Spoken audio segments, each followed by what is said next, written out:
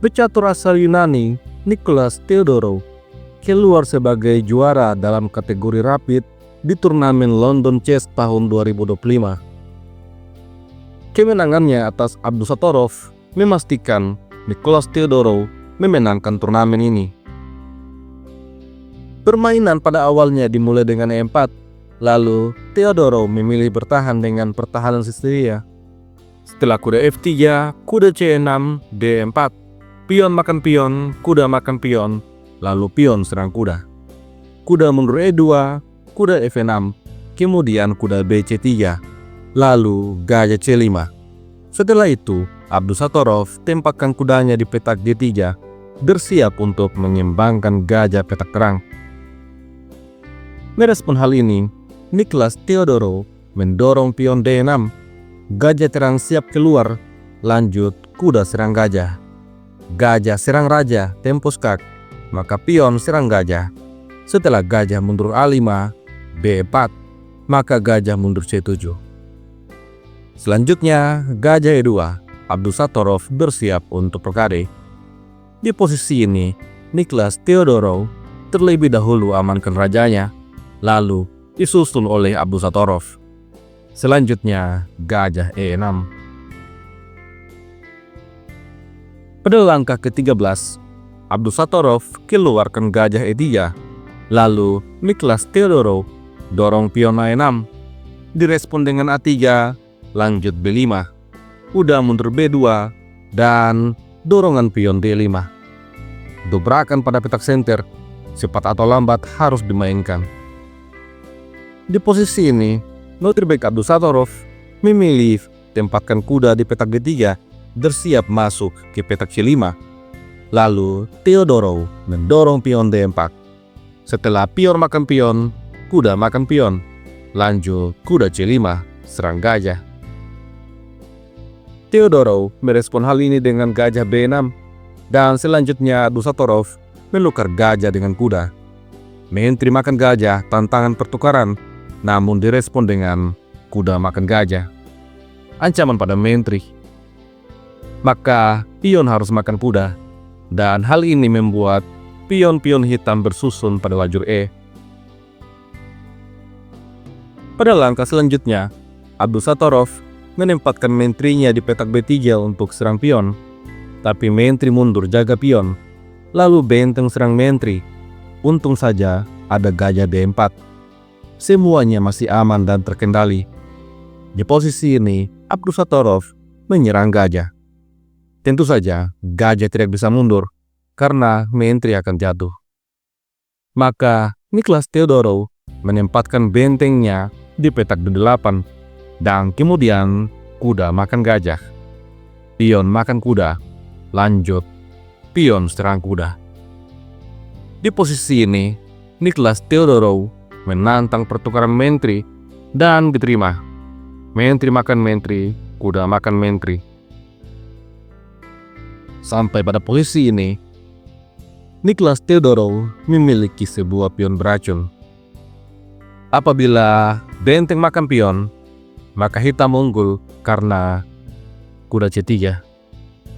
Serangan pada benteng dan juga serangan pada gajah. Benteng makan benteng direspon dengan kuda makan gajah. Setelah raja lari, benteng makan benteng. Dan hitam menang 1 perwira. Maka dari itu, Abdusattorov tidak mengambil pion. Dia tempatkan gajah untuk menyerang pion E. Selanjutnya, kuda serang benteng. Di sini, Abdusattorov mengambil pion dengan tempo skak. Raja kemudian lari. Selanjutnya, benteng D2. Benteng serang gajah. Lalu, Abdusattorov memainkan langkah brilian. Benteng K1. Membiarkan Theodorou mengambil gajahnya. Apabila hal itu terjadi, maka benteng juga makan kuda. Tentu saja, pion tidak boleh makan benteng karena putih akan menang skakmat. Maka dari itu, Nicholas Theodorou tidak mengambil gajah. Dia memilih mendorong pion G6, dan sepertinya sekarang dia siap untuk makan gajah. Namun di posisi ini, Abdusatorov kembali mainkan langkah brilian, dorongan pion F3. Jika sekarang benteng makan gajah, maka benteng makan kuda. Tentu saja setelah benteng makan pion, Raja F2. Posisi ini cenderung seimbang.